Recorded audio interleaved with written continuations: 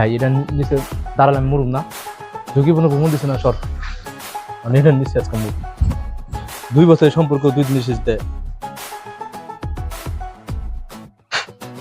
Welcome my new blog. তো কেমন আছো কাকা কাকির? আশা করি অনেক ভালো আছো। আমি আল্লাহর রহমতে অনেক ভালো আছি। তো আমি আজকে যাব বালিয়াতি জমিদার বাড়ি। গোবিন্দরাম সাহা বালিয়াতি জমিদার পরিবারের গোড়াপতন করেন। বালিয়াতি প্রাসাদ বাংলাদেশের 19 শতকে নির্মিত রেনেসাঁ যুগের এই বিশাল 20 একরের চেয়ে বেশি জায়গা জুড়ে অবস্থিত। 100 বছর আগে বানানো হয়েছে। তো আমার এখান থেকে যেতে হবে প্রথমে নাগরপুর, নাগরপুর থেকে যেতে হবে মামুননগর, মামুননগরের থেকে একটা বাস ধরে যেতে হবে বালিয়াতি। তো আমি চলো তোমাদের গিয়ে দেখাই। তো চলো আজকে ব্লগ শুরু করা যাক। তো আমরা চলে এসেছি টাঙ্গাইল জেলা নাগরপুর থানায়। তো এখান থেকে যেতে হবে মামুননগর, মামুননগর থেকে বাসে করে যেতে হবে বালিয়াতি। তো আমার এখানে একটা বন্ধু আছে, এই যে বন্ধু। তো কেমন আছো তুমি? হ্যালো। তো ওর নাম হলো সিয়াম। তো ও এমন একটা জাদুকর পোলা, মানে ও প্লে বয়।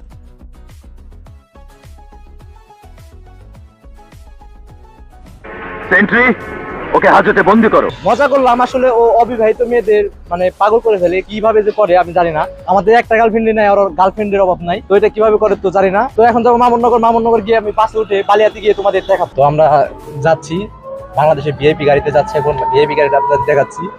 এটা ভাড়ার এত রেট, সকলে এই গাড়ি তুলতে পারে না। আমি আপনাদের দেখাচ্ছি।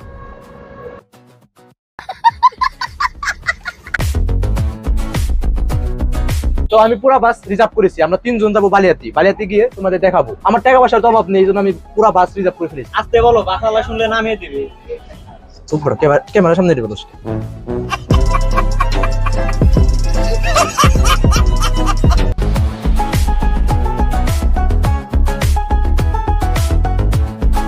তো আমরা বাসের থেকে নেমে পড়েছি। এখানে বাস এসে নামে এটা বালিয়াতি। তো আমাকে ওই রাস্তা দিয়ে যেতে হবে। তো একটা সোজা রাস্তা আছে, আমি আপনাদের গিয়ে দেখাচ্ছি। তো এই রাস্তা দিয়ে এখন বালিয়াতি যেতে হবে। 2 মিনিট হাঁটলেই বালিয়াতি পরে। তো আমি তাদের বালিয়াতি গিয়ে দেখাচ্ছি। ফাইনালি আমি চলে এসেছি বালিয়াতি। তো আমার পিছিয়ে দেখো গেট, এখানে 3টা গেট আছে। তো এখান দিয়ে ঢুকতে হয়। তো এখানে ঢোকার জন্য টিকিট কাটতে হবে। প্রথমে 20 টাকা করে টিকিট। তো আমি এখান থেকে টিকিট কাটবো। টিকিট কেটে আমরা 3 জন এসেছি, 3 জন ভিতরে ঢুকবো। ঢুকে অনেকই 100 বছরের পুরাতন জায়গা, আমি তোমাদের পুরাতন জায়গা ঘুরে ঘুরে দেখাবো। তো চলো টিকিট কাটা যাক। তো টিকিটটা নিয়ে নিয়েছি, এখন আমি যাবো ভিতরে।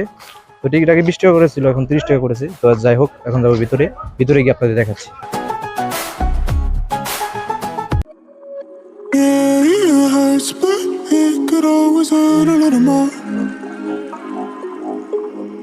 তো আমার পিছে যে ভবনটি দেখতে পাচ্ছ, এই ভবনটি গোবিন্দরাম সাহার দ্বিতীয় পুত্র পণ্ডিত রাম সাহার।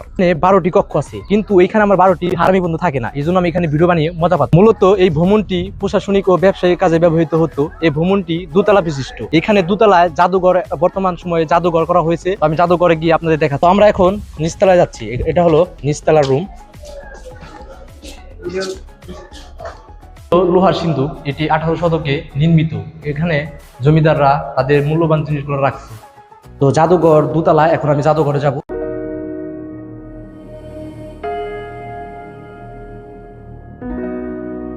তো এটা হলো একটা ভ্রমণ। তো এই ভ্রমণের দোতলায় জাদুঘর, জাদুঘরে ভিডিও করা নিষেধ, এই জন্য আমি ভিডিও করিনি। তো তবুও কিছু কিছু ভিডিও করেছি।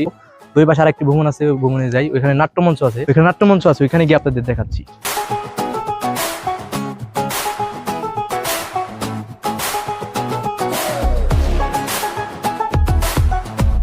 আমি এখন চলে এসেছি নাট্যমঞ্চের সামনে। তো আমি তো আবার মানে ড্যান্স দিতে অনেক পারদর্শী। আমি তো 1890 সালেও ড্যান্স পারি, 1700 সালেও ড্যান্স পারি, আর 1800 শতকেরও ড্যান্স পারি। এখানে ড্যান্স দিতাম, বাট এখন মুড নেই। ভাই দিয়েন না, এর আগে বেড়া এসেছিল, অনেক খেলাইতে অনেক কষ্ট লাগছে। আর ড্যান্স দিয়েন না, এখন আর তাড়াতে পারবো না। ক্যামেরাটা বন্ধ করে নিবি না। समझ रहे हो? समझ रहे हो? তো আমার পিছে যে ভ্রমণটি দেখতে পাচ্ছ, এই ভ্রমণটি কি যে নাম আমি জানি না। এখানে সাইনবোর্ড আছে, বাট এই লেখাগুলো অদৃশ্য হয়ে গেছে, মানে বোঝা যাচ্ছে না। এখানে মুছে গেছে। যেটার এই ভ্রমণটার নাম কি আমি বলতে পারতেছি না। তো ওই পাশে আরেকটি ভ্রমণ আছে, ওই পাশে গিয়ে আপনাদের দেখাচ্ছি।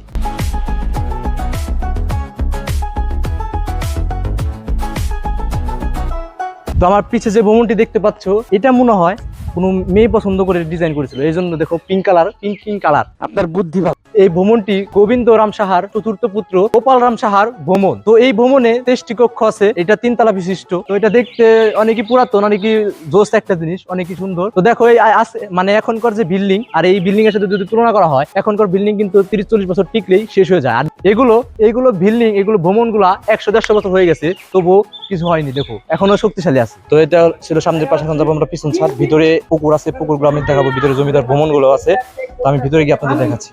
তো আমার পিছে যে ভবনটি দেখতে পাচ্ছ, এটা গোবিন্দরাম সাহার তৃতীয় পুত্র আনন্দরাম সাহা এবং তার পরিবারের সদস্যরা এখানে বসবাস করত। তো এইখানে নিচ থেকে 3 তলা পর্যন্ত ভ্রমণ, তো ভ্রমণে 50টি কক্ষ আছে, 50টি কক্ষ থাক। আমি এখন চিন্তায় আছি যে গোবিন্দরাম সাহার কি 11টি ছেলে, মানে একটা কি টিম বানিয়েছিল, যার 1, 2, 3, 4 নাম্বার সন্তানের আমরা ভ্রমণ দেখলাম। আর যে কত ভ্রমণ আছে এখানে, অনেক ভ্রমণ, তো তার ছেলে কি সব ভ্রমণ।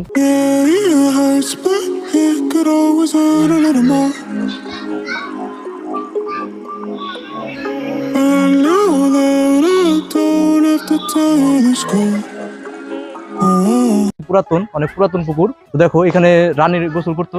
যদি বাসা থাকতো কিছু কিছু পোলাপান হয়তো এখানে এসে ভিজ জমাতো। রানী যদি বাসা থাকতো এতদিন রানীটা পটিয়া এই সবগুলো আমার নামে লিখে দিতাম, আমার নামে। কি ইচ্ছা দেখছো বন্ধু তোমার। এই যে রাজা সেটা রাজা তোমার রানীর যে পাও মশাল দিয়ে দিত, বুঝছো, পায়ে যে ময়লা গুলা থাকে না, ময়লা মশাল দিয়ে দিত। রানী মডেলে কি ওগুলা টাইম আছে একদম পুরো খিলে। দাঁড়া বন্ধু, আমি টাইসে নেই। मस्त जोक मारा रे ये हंस रहे हल्का हंस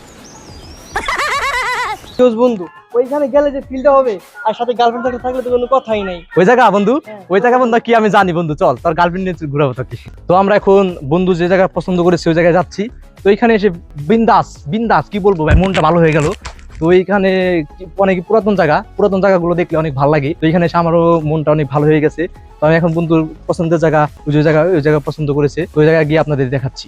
তো গায়েস দেখো গায়েস, এটা হলো ওয়াশরুম। এটা আমি জানি, এর আগে আমি এখানে আসছিলাম। তো আমার বন্ধু তো জানতো না, এখান থেকে মানে আমি প্রথমবার দেখে আমি বোকা হয়ে গেছিলাম যে এত সুন্দর জায়গা, এটা কি, এটা হলো ওয়াশরুম। তো বন্ধু জমিদাররা যেখানে তাদের মূল্যবান ত্যাগ করতো, তুমি এখানে কেন এটা পছন্দ করলা? এত জায়গা সুন্দর সুন্দর জায়গা থাকতে এটা কেন পছন্দ করলা? আরে দূর থেকে ভাবছি এটা অন্য কিছু, আমি জানি কি এটা টয়লেট, এটা অন্য কিছু দেখা গেল যে তুমি আমার যেভাবে নিয়ে আসলা, যেটা ভালো লাগছে। আরে এত সুন্দর করে টয়লেট বানাইছে ভাবছিলাম অন্য কিছু।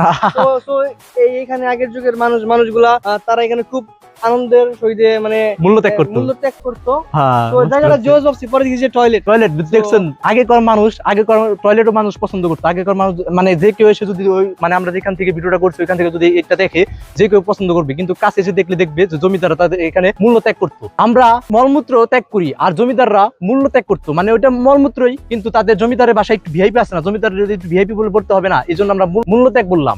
আমার চ্যাটার বাল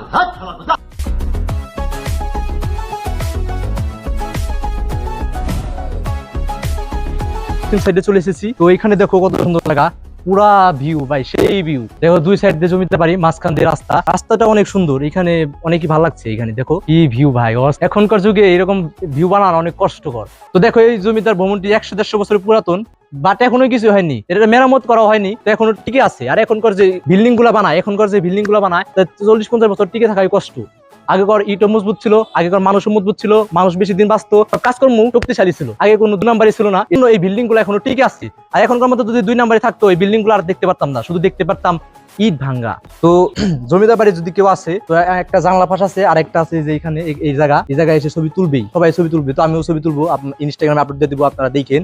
তো এখানে তো আর ঘোরার মতো কিছু নেই, সম্পূর্ণ ঘোরা শেষ। আর আমি ভাবছিলাম জমিদারের হয়তো আরো পুত্র আছে, কিন্তু আর পুত্র পেলাম না। তো দেখুন এখানে ঝুঁকিপূর্ণ ভ্রমণ দিয়েছে, এখানে ঝুঁকিপূর্ণ ভ্রমণ, এখানে থাকতে না। বন্ধু হ্যাঁ বন্ধু, তোমার গার্লফ্রেন্ডের বান্ধবী কল দিছিল, ওর নাকি 2 মিনিট পর বিয়ে।